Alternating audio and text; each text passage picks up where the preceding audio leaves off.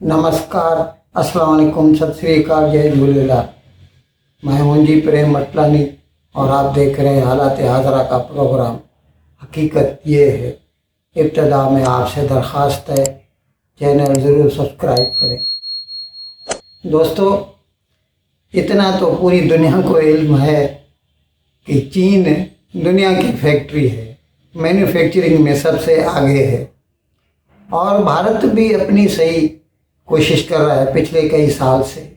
जब से ये मोदी की सरकार आई है, मैंने कई प्रोग्राम किए, बताया कैसे प्रोडक्शन लिंक्ड इंसेंटिव दिए जाते हैं कि भारत में मैन्युफैक्चरिंग बढ़े, लेकिन चीन बहुत आगे है। लेकिन ये शायद दुनिया को इल्म नहीं होगा कि सर्विसेज में भारत आगे है। अभी सर्विसेज हर किस्म की होती हैं, कंप्यूटर्स के से ताल्लुक़ रखने वाली सर्विसेज हैं और ऐसी कई हैं जिनमें जो नुमायाँ हैं आउटसोर्सिंग आपने सुना होगा। ये जो तरक्की याफ्ता ममालिक हैं, अमेरिका हो, वेस्ट हो, जर्मनी, लंदन, फ्रांस वगैरह, इनके यहाँ तनख्वाहें बहुत ज़्यादा होती हैं और आजकल तो इंटरनेट का ज़माना है। कोई ज़रूरत नहीं कि जो काम करने वाला हो वो ऑन साइट बैठकर काम करे। आजकल वर्क फ्रॉम होम का इल्म तो होगा ही जब से ये कोरोना आई है, लेकिन इससे पहले, आज से 30 साल पहले से समझ लीजिए, जब से 30-25 साल जब से ये इंटरनेट का ज़माना शुरू हुआ ना, तो भारत में फिर जो है ये आउटसोर्सिंग का काम चल निकला और उसकी वजूहात हैं।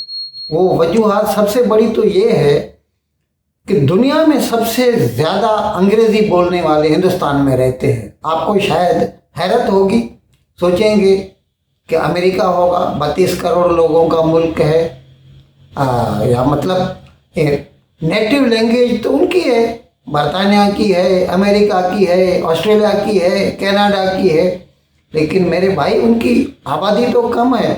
और भारत में यूँ समझ लीजिए कि कई जगहों पर तो फर्स्ट लैंग्वेज है अंग्रेज़ी हिंदुस्तानियों की, और बाकी पूरे हिंदुस्तान में अगर फर्स्ट नहीं तो सेकंड तो है ही।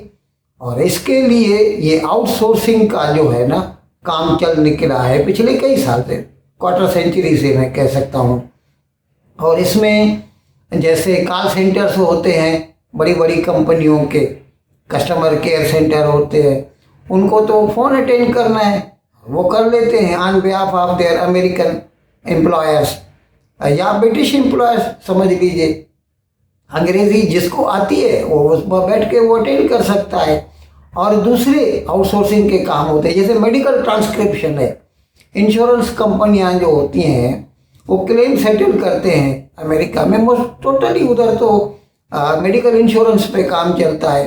तो वो जो डॉक्टर्स की जो रिपोर्ट होती है, तो उधर वहाँ पर एक स्टेनो को कोई आदमी रिपोर्ट लिखाए और वो रिपोर्ट फिर स्टेनो उसको पहले तो शॉर्ट हैंड में लिखे, फिर टाइप करे, और जाहिर है उधर तो कम से कम 4-5 हज़ार डॉलर तो वो तनख्वाह लेगा ही स्टेनो जो है। जबकि वही काम भारत में एक नॉर्मल जो थोड़ी बहुत मेडिकल की लैंग्वेज जिसको समझ में आती हो, उसके पास अगर वो ऑडियो फाइल डॉक्टर भेज दे तो वो विद इन 12 आवर्स, इतना तो ऑन एन एवरेज अमेरिका और हिंदुस्तान के टाइम जोन में फ़र्क है। तो जब वहाँ पे दिन होता है, यहाँ पे रात होती है, वहाँ का डॉक्टर वहाँ पे वो डिक्टेशन देता है और वो ऑडियो फाइल भेज देता है हिंदुस्तान की कंपनी को, और यहाँ पर जो वो मेडिकल ट्रांसक्रिप्शन वाले हैं वो बैठ के उसको टाइप कर लेते हैं, वो जो डॉक्टर साहब ने उधर बोला है, और फिर वो रिपोर्ट जो है ना वो भेज दी जाती है। यानी एक दिन में उसने ये ऑडियो फाइल बनाई डॉक्टर ने, दूसरे दिन सुबह को उसके टेबल पर, उसके कंप्यूटर पे पड़ी होगी।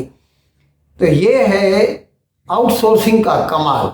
और इस तरह के कई काम जो है ना, वो फोटो इमेजरी में होता है, विजुअल इफेक्ट्स में होता है, जो है ऐसे कई काम हैं जो अमेरिका वाले आउटसोर्स करते हैं। और दूसरी कंपनियां भी जो हैं बड़ी बड़ी, उनके ग्लोबल क्या कहते हैं, ग्लोबल कैपेबिलिटी सेंटर कायम करते हैं और उनके थ्रू वो अपने किस किस्म के काम कराते हैं, ह्यूमन रिसोर्सेज, फाइनेंस, एनालिटिक्स, इस किस्म के कई काम वो लेते हैं, जो कि वो वहाँ पे अगर अपने बंदों से लेंगे तो उनको 4-5 हज़ार से लेके $10,000 तक पर मंथ भरना पड़ेगा। और वही काम हिंदुस्तान में एक बंदा जस्ट $1,000 में, उससे भी कम तनख्वाह में कर देगा वो। और ये तो ज़रूरी नहीं कि वो डायरेक्ट वो किसी बंदे को भेजे, ये कंपनियां होती हैं जो on behalf of American clients, वो जो है उनकी जो रिक्वायरमेंट्स है, और वही कंपनियां, बड़ी बड़ी कंपनियां अपने ग्लोबल कैपेबिलिटी सेंटर कायम करते हैं हिंदुस्तान में और यहाँ के लोगों से जो है अपना काम ले लेते हैं। और ऐसे तकरीबन 1580 भारत में जो है ग्लोबल कैपेबिलिटी सेंटर कायम हो चुके हैं।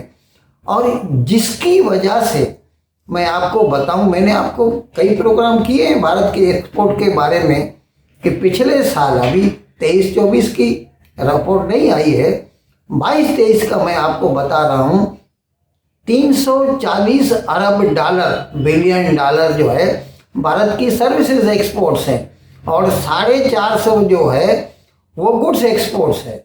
दोनों के बीच में तकरीबन 100-110 बिलियन डॉलर का फ़र्क है और ये फ़र्क ख़त्म होता जा रहा है आहिस्ता आहिस्ता।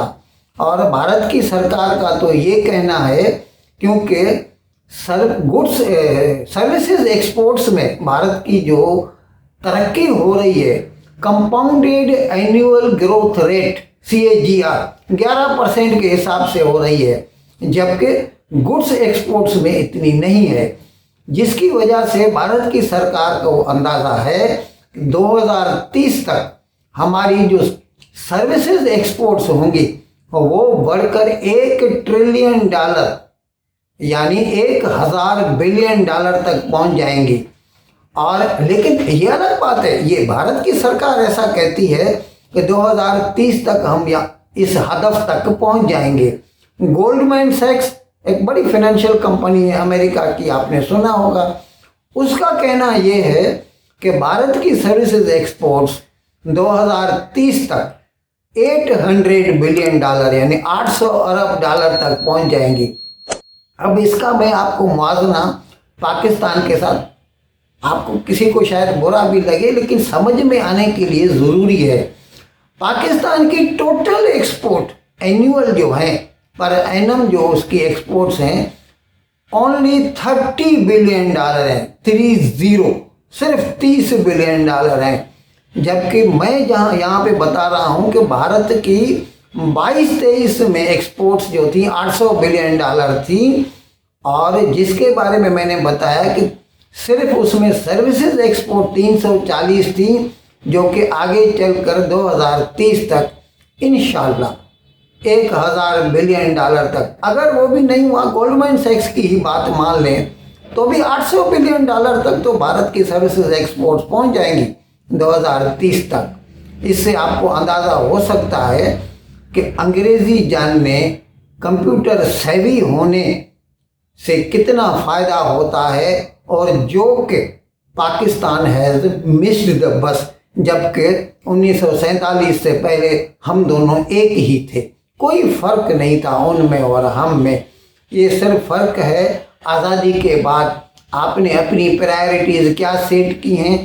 पाकिस्तान ने एजुकेशन नहीं किया, पाकिस्तान ने इंग्लिश नहीं किया, पाकिस्तान ने उर्दू पे ज़ोर दिया, पाकिस्तान ने इस्लाम पे ज़ोर दिया, और आज उसकी मईशत जो है कितनी कमज़ोर हो चली है।